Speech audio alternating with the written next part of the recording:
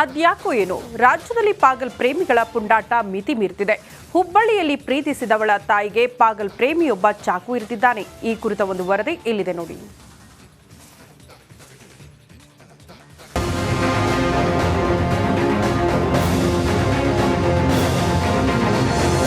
ವೀಲ್ಚೇರ್ನಲ್ಲಿ ಪೊಲೀಸರು ಎಳೆದುಕೊಂಡು ಹೋಗ್ತಿರೋ ಇವನು ಸಾಮಾನ್ಯ ಅಲ್ಲ, ಕಿತ್ತೋದು ಪ್ರೇಮಿ.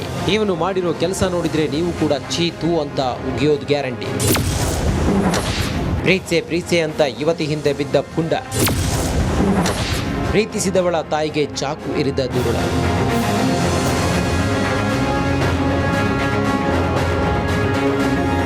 ಹುಬ್ಬಳ್ಳಿಯ ಲೋಹಿಯಾ ನಗರದಲ್ಲಿ ನೆತ್ತರು ಹರಿದಿದೆ. ಮಹೇಶ್ ಎಂಬ ಪುಂಡ ಏಕಾಏಕಿ ಮಹಿಳೆಯ ಮನೆಗೆ ನುಗ್ಗಿದ್ದಾನೆ. ನಿಮ್ಮ ಮಗಳನ್ನ ನಾನು ಪ್ರೀತಿಸುತ್ತಿರುವುದಾಗಿ ಹೇಳಿದ್ದಾನೆ. ನಿಮ್ಮ ಮಗಳನ್ನ ತನ್ನ ಜೊತೆ ಮದುವೆ ಮಾಡಿಕೊಡುವುದಾಗಿ ಒಟ್ಟು ಹಿಡಿದಿದ್ದಾನೆ. ಆಕೆ ಒಪ್ಪದಿದ್ದಾಗ ಯುವತಿ ತಾಯಿಗೆ ಚಾಕು ಇರಿದು ಎಸ್ಕೇಪ್ ಆಗಿದ್ದಾನೆ.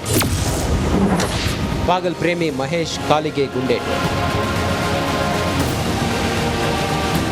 ಇನ್ನು ಈ ಕಿತ್ತೋದ್ ಪ್ರೇಮಿಗಾಗಿ ಪೊಲೀಸರು ಬಲೆ ಬೀಸಿದ್ದರು. ಮಹೇಶ್ನನ್ನ ಬಂಧಿಸೋಕೆ ಮುಂದಾಗಿದ್ರು. ಈ ವೇಳೆ ಪೊಲೀಸರ ಮೇಲೆಗೆ ಈ ದುರುಳ ಹಲ್ಲೆ ಮಾಡಿದ್ದಾನೆ. ಕೂಡಲೇ ಅಲರ್ಟ್ ಆದ ಪೊಲೀಸರು ಆರೋಪಿ ಕಾಲಿಗೆ ಫೈರ್ ಮಾಡಿದ್ದಾರೆ. ಈ ಪ್ರಕರಣದ ಆರೋಪಿ ನೇರವಾಗಿ ಮನೆಗೆ ನುಗ್ಗಿ ಅಲ್ಲಿ ಸಿಕ್ಕವರ ಮೇಲೆ ಚಾಕುವಿನಿಂದ ಹಲ್ಲೆ ಮಾಡುವಂತ ಒಂದು ಪ್ರಯತ್ನ ಮಾಡಿದ್ದಾನೆ. ಆ ಸಂದರ್ಭದಲ್ಲಿ ನೀಲಾ ಅನ್ನೋ ಹೆಂಗಸಿಗೆ ಬಿದ್ದು ಇಂಜುರಿ ಆಗಿದೆ. ಆ ಇಂಜುರಿ ಆದಮೇಲೆ ಆಕೆ ಕೊಲೆಕ್ಸ್ ಆದಮೇಲೂ ಕೂಡ ಅಲ್ಲಿದ್ದಂಥ ಬೇರೆ ಹೆಣ್ಮಕ್ಳ ಮೇಲೆ ಕೂಡ ಹಲ್ಲೆ ಮಾಡಲಿಕ್ಕೆ ಪ್ರಯತ್ನ ಮಾಡಿದ್ದಾನೆ. ಅಲ್ಲಿದ್ದಂಥ 3-4 ಜನ ಹೆಣ್ಮಕ್ಳು ಅವ್ರಿಗೆ ದಬ್ಬಿ ಹೊರಗಡೆ ದಬ್ಬೋದ್ರಲ್ಲಿ ಯಶಸ್ವಿಯಾಗಿದ್ದಾರೆ. ಮತ್ತು ನಂತರ ಸಾರ್ವಜನಿಕರು ಬಹಳ ದೊಡ್ಡ ಸಂಖ್ಯೆಯಲ್ಲಿ ನಡೆದಿದ್ದ ಹಿನ್ನೆಲೆಯಲ್ಲಿ ಅವನಲ್ಲಿಂದ ಓಡೋಗಿದ್ದಾನೆ. ಸದ್ಯ ಕಿಮ್ಸ್ ಆಸ್ಪತ್ರೆ ಮತ್ತು ಘಟನಾ ಸ್ಥಳಕ್ಕೆ ಪೊಲೀಸ್ ಆಯುಕ್ತ ಎನ್ ಶಶಿಕುಮಾರ್ ಭೇಟಿ ನೀಡಿ ಪರಿಶೀಲನೆ ನಡೆಸಿದ್ದಾರೆ. ಗಾಯಗೊಂಡ ಪೊಲೀಸರು ಆರೋಪಿ ಮಹೇಶ್ಗೆ ಚಿಕಿತ್ಸೆ ನೀಡುತ್ತಿದ್ದಾರೆ. ಆದರೆ ಇತ್ತೀಚೆಗೆ ಪಾಗಲ್ ಪ್ರೇಮಿಗಳ ಹುಚ್ಚಾಟ ಮಿತಿ ಮೀರಿರೋದಂತೂ ಸುಳ್ಳಲ್ಲ. ಪ್ರಕಾಶ್ ಹಿರೇಮಠ, ರಿಪಬ್ಲಿಕ್ ಕನ್ನಡ, ಹುಬ್ಬಳ್ಳಿ.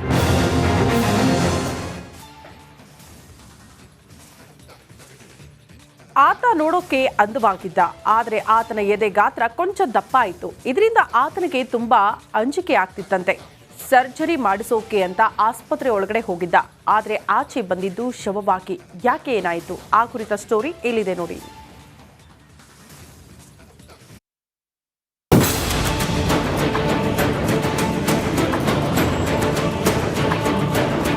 ಈ ಫೋಟೋದಲ್ಲಿರುವ ಈತನ ಹೆಸರು ಮೊಹಮ್ಮದ್ ಮಾಜಿನ್. ಮಂಗಳೂರು ಹೊರವಲಯದ ಉಳ್ಳಾಲದ ನಿವಾಸಿ. ನೋಡೋಕೆ ತುಂಬಾ ಅಂದವಾಗಿದ್ದ. ಒಳ್ಳೆ ಕಲರ್, ಹೈಟು ವೇಟು ಯಾವುದಕ್ಕೂ ಕಡಿಮೆ ಇರಲಿಲ್ಲ. ಆದ್ರೆ ಎದೆ ಗಾತ್ರ ಕೊಂಚ ದಪ್ಪಾಯಿತು. ಇದೇ ಇವತ್ತು ಆತನನ್ನ ಬಲಿ ಪಡೆದು ಬಿಟ್ಟಿದೆ.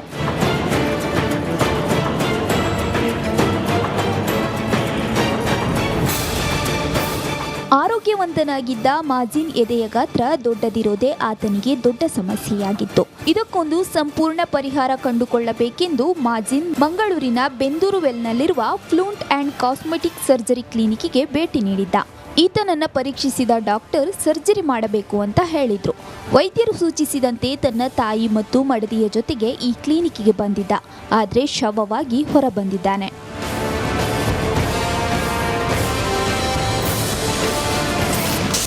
ವೈದ್ಯರ ನಿರ್ಲಕ್ಷ್ಯಕ್ಕೆ ಬಲಿಯಾದ ಮಾಜಿನ್. ಸರ್ಜರಿ ಮಾಡುವ ಮುನ್ನ ವೈದ್ಯರು ಅನಸ್ತೇಶಿಯಾ ಚುಚ್ಚುಮದ್ದು ನೀಡಿದ್ರು. ಬಳಿಕ ಮಾಜಿನ್ ಪ್ರಜ್ಞಾಹೀನ ಸ್ಥಿತಿಗೆ ತಲುಪಿದ್ದ. ಅರ್ಧ ಗಂಟೆಯಲ್ಲಿ ಮುಗಿಯಬೇಕಾದ ಸರ್ಜರಿ 4.5 ಗಂಟೆ ನಡೆದಿದೆ. ಆದರೆ ಸರ್ಜರಿ ಬಳಿಕವೂ ಮಾಜಿನಿಗೆ ಪ್ರಜ್ಞೆ ಬಂದಿಲ್ಲ. ಕೂಡಲೇ ವೈದ್ಯರು ಸ್ಥಳೀಯ ಆಸ್ಪತ್ರೆಗೆ ದಾಖಲಿಸಿದ್ರು. ಆದರೆ ಅಷ್ಟರಲ್ಲಾಗಲೇ ಮಾಜಿನ್ ಪ್ರಾಣ ಪಕ್ಷಿ ಹಾರಿ ಹೋಗಿತ್ತು.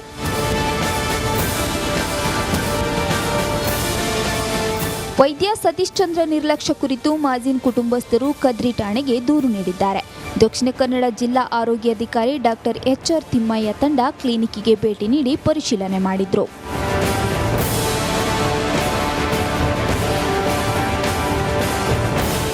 ಎಲ್ಲ ಹಂತದಲ್ಲೂ ಎಲ್ಲ ರೀತಿಯಿಂದಲೂ ನಾವು ಪರಿಶೀಲನೆ ಮಾಡಿದ್ದೀವಿ. ಈಗ ಪ್ರಾಥಮಿಕ ವರದಿಯನ್ನು ಮಾನ್ಯ ಜಿಲ್ಲಾಧಿಕಾರಿಗಳಿಗೆ ಸಲ್ಲಿಸ್ತಾ ಇದ್ದೀವಿ.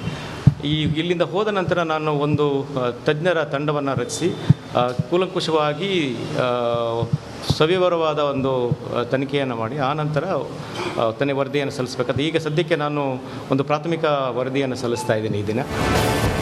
ಮಾಜಿನ್ ಸಾವಿನಿಂದ ಇಡೀ ಮನೆಯಲ್ಲಿ ಸ್ಮಶಾನ ಮೌನ ಆವರಿಸಿದೆ. ಕೆಲ ವರ್ಷದ ಹಿಂದೆ ದೊಡ್ಡ ಮಗನನ್ನು ಕಳೆದುಕೊಂಡ ಪೋಷಕರು ಈಗ ಮತ್ತೊಬ್ಬ ಮಗನನ್ನು ಕಳೆದುಕೊಂಡಿದ್ದಾರೆ. ಮಗನ ಸಾವಿಗೆ ನ್ಯಾಯ ದೊರಕಿಸಿಕೊಡುವಂತೆ ಪೊಲೀಸ್ ಠಾಣೆ ಮೆಟ್ಟಲೇರಿದ್ದಾರೆ.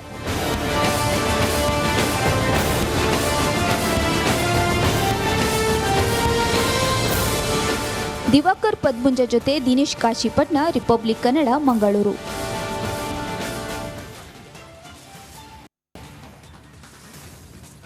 ಇತ್ತೀಚೆಗೆ ವಿದ್ಯಾರ್ಥಿಗಳು ಹೊಸ ಆವಿಷ್ಕಾರಗಳನ್ನು ಮಾಡುವ ಮೂಲಕ ಗಮನ ಸೆಳೆದಿದ್ದಾರೆ. ಅಂತೆಯೇ ಇಲ್ಲೊಬ್ಬಳು ವಿದ್ಯಾರ್ಥಿನಿಯ ಸೈನ್ಸ್ ಮಾಡೆಲ್ ರಾಷ್ಟ್ರ ಮಟ್ಟದಲ್ಲಿ ಸದ್ದು ಮಾಡ್ತಾ ಇದೆ. ಯಾರಕ್ಕೆ, ಆಕೆಯ ಸಾಧನೆ ಎಂಥದ್ದು, ಆ ಕುರಿತ ಒಂದು ಸ್ಪೆಷಲ್ ರಿಪೋರ್ಟ್ ಇಲ್ಲಿದೆ ನೋಡಿ.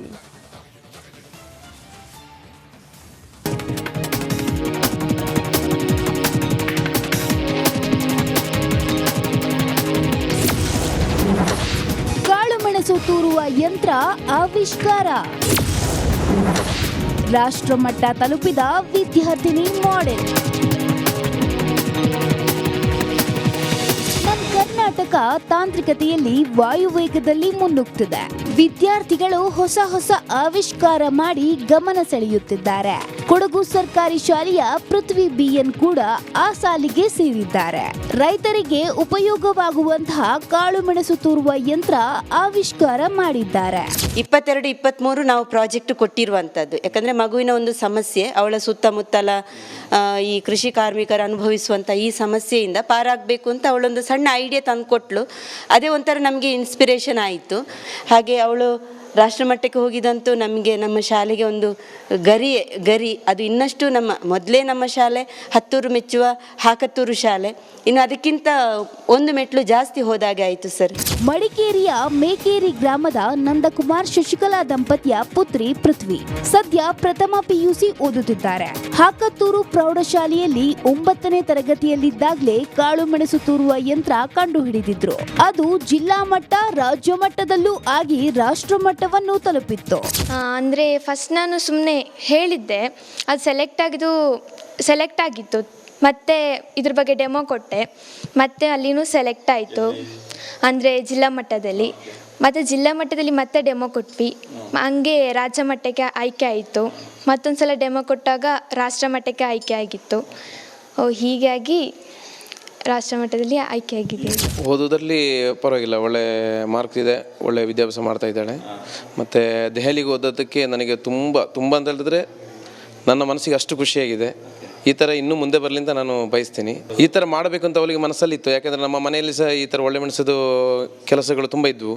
ಇದರಲ್ಲಿ ಅವಳು ಸಹ ಯೋಚನೆ ಮಾಡ್ತಾಯಿದ್ಲು, ಈ ಥರ ಮಾಡೋದಕ್ಕಿಂತ ಇದಕ್ಕೆ ಇನ್ನು ಸುಲಭ ವಿಧಾನ ಯಾವುದುಂಟು, ಹೇಗೆ ಕಡಿಮೆ ಇದರಲ್ಲಿ ಮಾಡಬಹುದು ಅಂತ ಅವಳು ಯೋಚನೆ ಮಾಡ್ತಾ ಇದ್ಲು. ಅದನ್ನು ಶಾಲೆಯಲ್ಲಿ ಆವಿಷ್ಕಾರ ಮಾಡಿದ್ದಾಳೆ. ರೈತರಿಗೆ ಕಾಳುಮೆಣಸು ಬಿಡಿಸಲು ಯಂತ್ರಗಳಿವೆ, ಆದ್ರೆ ಕಸ ಕಡ್ಡಿ ಬೇರ್ಪಡಿಸಲು ಯಂತ್ರಗಳಿರಲಿಲ್ಲ. ಆ ಯಂತ್ರವನ್ನ ಪೃಥ್ವಿ ಪರಿಚಯಿಸಿದ್ದಾಳೆ. ಕಡಿಮೆ ಖರ್ಚಿನಲ್ಲಿ ಮಷಿನ್ ನಿರ್ಮಿಸಿದ್ದಾಳೆ.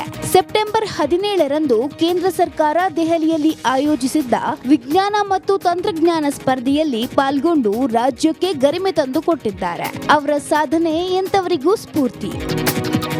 ಕ್ಯಾಮರಾ ಪರ್ಸನ್ ದಿವಾಕರ್ ಜೊತೆ ಅನುಕಾರ್ಯಪ್ಪ, ರಿಪಬ್ಲಿಕ್ ಕನ್ನಡ, ಕೊಡಗು.